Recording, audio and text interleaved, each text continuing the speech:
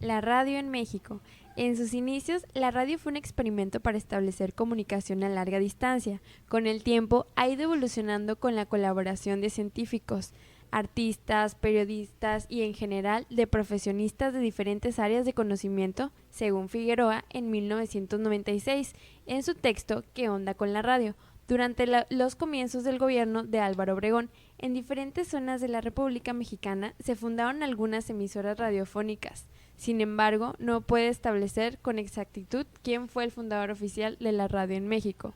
Actualmente, los avances tecnológicos han permitido que la radio llegue a más personas. La amplitud y la frecuencia modulada han crecido de manera considerable en cuanto a la cantidad y variedad de sus emisoras.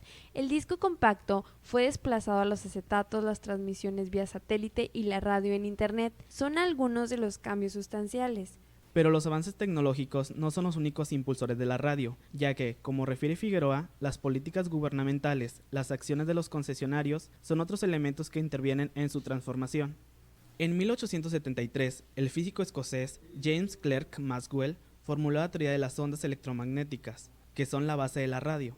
En 1887, el físico alemán Heinrich Hertz descubrió las ondas de la radio, y en 1894 Nikola Tesla hizo su primera demostración en público de una transmisión de radio. A poco tiempo, en 1895, el italiano Guillermo Marconi construyó el primer sistema de radio, logrando en 1901 enviar señales a la otra orilla del Atlántico, pero como lo hizo con patentes de Tesla, se le atribuyó el trabajo a este último.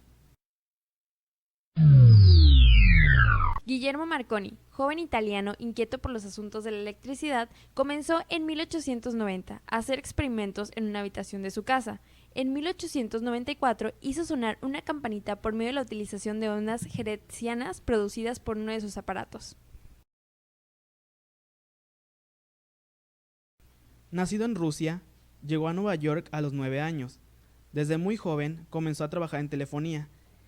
En 1912 se mantuvo en contacto con el Titanic y estuvo informando del desastre. En 1916, Sarnoff escribió un memorándum a su superior en la General Marconi, donde trabajaba, en el cual hablaba de la radio como un aparato que podría estar en el hogar, convirtiéndose en un medio de comunicación colectiva. Le hablaba también de la fabricación de radioreceptores y de las funciones que podía tener. Al poco tiempo, Estados Unidos declaró la guerra a Alemania. El gobierno confiscó todas las emisoras que con carácter de experimentalmente funcionaban en el país. Al terminar la guerra, la Armada norteamericana intentó quedarse con las estaciones, argumentando que solo ellos podían emitir un buen uso. Sin embargo, las emisoras fueron devueltas a sus dueños originales, quienes supieron instrumentar los avances logrados durante la guerra. Perfeccionó la idea consciente en llevar la música a los hogares mediante la transmisión inalámbrica. Aunque esto ya ha sido intentado en el pasado mediante el uso de cables, su fracaso se debió a que los cables no se prestan para este fin. La radio, en cambio, lo haría factible.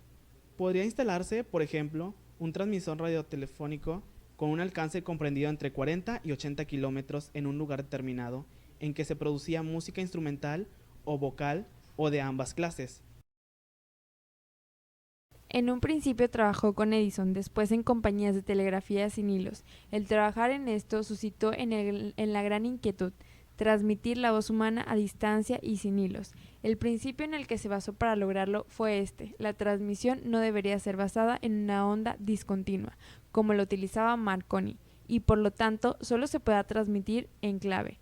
La onda debería ser continua en la voz que debe ir cabalgando. Todos estos esfuerzos culminaron en la noche de Navidad de 1906. Fessenden transmitió y lo que ahí ocurrió fue recibido en una amplia zona. Aunque la emisión de Fessenden fue todo un éxito, la obsesión de los científicos no era la transmisión de la voz, sino la distancia. Lo que querían era cruzar los océanos. Con esto concluimos el tema. Nosotros somos de la Universidad Autónoma de Tamaulipas, de la Unidad Académica de Ciencias Jurídicas y Sociales, de cuarto semestre, de la materia de radio impartida por la maestra Nelly Ayala. Gracias.